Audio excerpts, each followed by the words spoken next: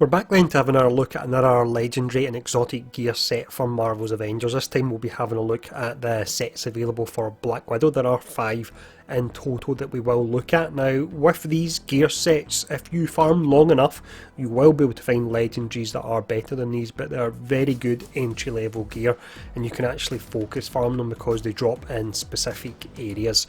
Now, before we do go in and actually look at the sets, I'll just mention as well, big shout out to Throwbones, who actually started all this off with this awesome spreadsheet which is now grown into a Discord, and they're called the Science Table. I'll put a link to that in the description below for any like-minded geeks to go check that out. But let's jump in and let's have a look at the legendary sets and exotic sets that are available for Black Widow. Before we do go in and look at these, I'll mention the fact that previously your legendary sets would actually drop with 3 perks, but that has been nerfed, so they now only drop with 2, so that's why I'm showing only 2 in this spreadsheet, although you may have some of these items with 3 perks, but they will not drop going forward. But this set we're looking at, it's the villain set, so this drops from the elite bosses in the games. That's your Taskmaster, your Abomination, and your 2 large aimbots as well. Now if we look at them here, you've got the same stats across each of the different slots. That will never actually change. The range of the stats will change, but the actual stat that's on them won't change, so I won't really talk about that much at all other than what I've just mentioned there. But if we look at the melee slot 1, that's October's Touch, so it's got a variable effect on both perks. So what that means is it'll be a random status effect. In this instance, one of the status effects will be on the light combo finisher, one will be on the heavy combo finisher. So this is for your melee builds, but you will be able to find much better items in this fairly quickly.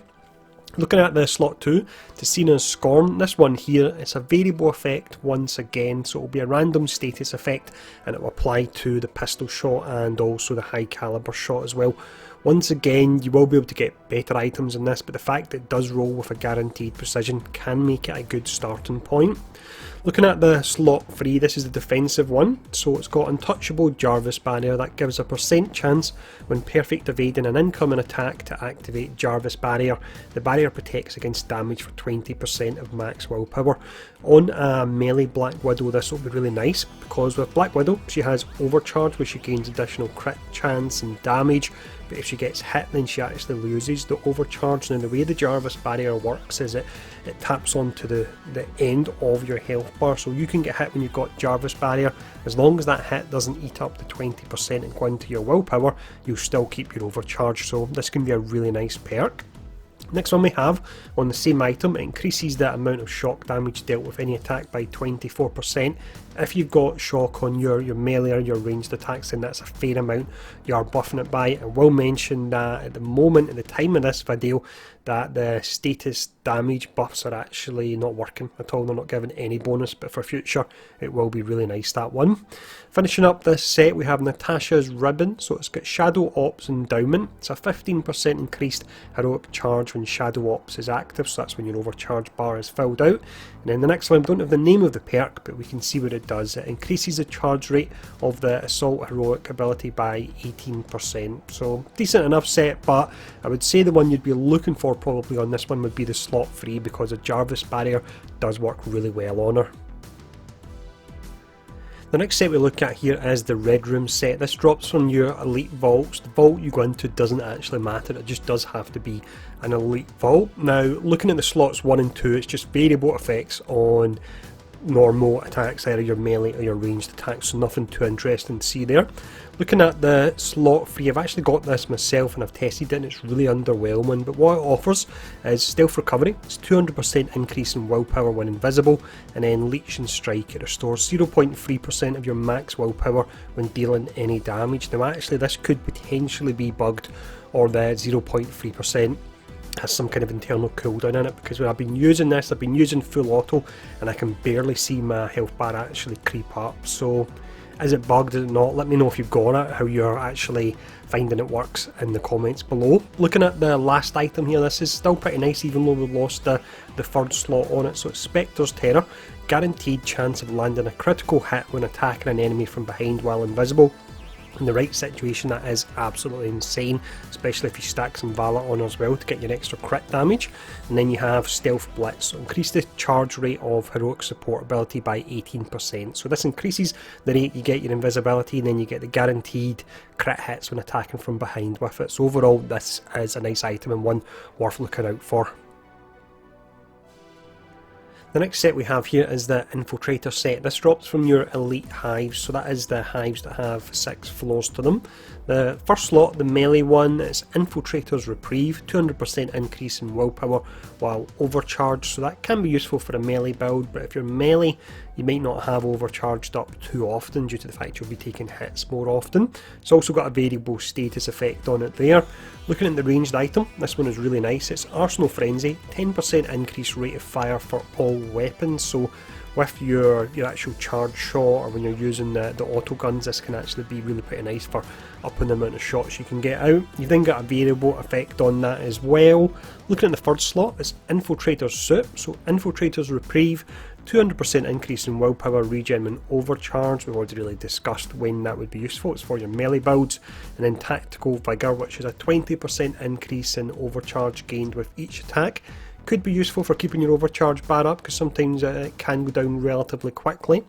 Then we've got the fourth one here, is Stealth Endowment, 15% increased heroic charge rate when invisible, and then Heroic Assistance, which is increased charge rate of heroic support ability by 18%. So with this one here, it is pretty decent, but the last set we looked at, the Red Room set, the slot 4 on that would be better. So overall here, if you were looking to go for anything for a range build, the slot 2 with the increased rate of fire can actually be pretty nice. We then move on to your exotic sets. This one drops from the Heroic Hive, so that is the hive that's got the 14 floors to it. You need to complete it in one go. So with this, the melee slot 1, you've got a variable effect for your first 2 perks here, so it's a random status effect applied to the light combo finisher and the heavy combo finisher. And then you have Brazen Jarvis Barrier. This one's really nice, so it's a % chance when hitting an enemy with a melee critical attack to activate Jarvis Barrier. Now we've already discussed that on Natasha the Jarvis Barrier can work really well because it helps you stay overcharged, so the fact you've got a chance to proc it on melee hit, which if you're running a melee build you should have a pretty high chance to do, then this could actually be really pretty nice there. Pair it up with the Red Room set, go invisible, do your melee attacks from behind, and there you go, you're going to have a ton of barrier. Now looking at the ranged one, this is really nice as well, so it's a variable status effect and it will apply to high caliber shot or your full auto shot. They're the ones I use most often myself. And then the final perk, we don't know the name for it, but it's 30% increased status damage from Shadow Ops attacks. So when you are overcharged, that's classed as a Shadow Ops status, an additional 30% status damage, which you will have because the last 2 perks are providing it. That's a really nice increase. So slots 1 and 2 so far, really pretty great.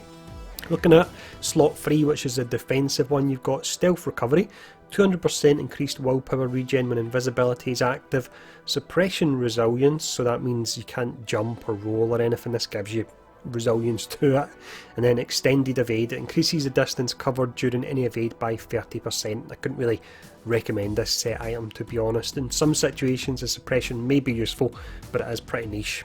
Now looking at Red Room Coil, it's got Spectre's Terror, guaranteed chance of landing a critical hit when attacking an enemy from behind while invisible, Stealth Blitz, which is 15% increased damage when invisibility is active, and then Spectre's Cloak, which is increased the duration of invisibility by 3 seconds. That's really pretty amazing, that one. That's going to be a best in slot item if you can get it dropping. The final set we look at here is another exotic one. This drops from the Mega Hive, so this is a hive that's got 5 rounds, but it's actually got 8 different floors, so in total it will be 80 different floors that you need to go through. Now with this, the melee slot 1, you've got the variable effect on perks 1 and 2. The third perk is called Leech and Pounce, but the tooltip in this item doesn't actually work. From the name of it, I imagine it's probably going to give you willpower back on hit, but we'll need to wait till we find out more info on this. Slot 2 is Ticina's Fury, so you've got variable effect on your slots 1 and 2, so that's a random status effect applying to a random shot as well. And then the third perk, we don't have a name, but it increases aim assistance for all ranged weapons. I personally find that really pretty strange, to be honest, and I don't have any problems aiming, because I find when you're aiming, what to do is, as long as you're not using full auto or the regular guns, if you're using the charge shot for example, then you hold down your left trigger to aim, fire your shot, release your left trigger and then press it again, and if you do that you shouldn't have any issues with aiming. So for this reason I can't really recommend this slot. Looking at slot 3, Natalia's Fury. It's got untouchable Jarvis barrier, so it will have a % chance when perfect evading an incoming attack to activate a Jarvis barrier. You know what the barrier does by now. Not as good as the other item we looked at, which would give you the Jarvis barrier on melee crit, because you won't be perfect evading as often. And then we've got the third perk here. It increases the amount of shock damage dealt with any attack by 24%. Really nice if you're running shock on her, but bear in mind at the moment that is bugged. The third perk on this item is actually bugged as well. We have a lot of bugs here, unfortunately, for this one, but I will update these and do further videos, and I'll actually update the infographics on my Discord, which I'll put a link to in the description below as well. But the final one we have, Natasha's Coil. So it's Shadow Ops Endowment, 15% increased heroic charge rate when Shadow Ops is active. The next perk we don't have a name, but increases the rate of heroic assault ability by 18%. And then the next one, again, no name, but it increases the rate of heroic ultimate ability by 18%. Pretty nice, but the last slot 4 exotic that we looked at with the guaranteed crit and the extension to the invisibility and extra damage to it will be better for her.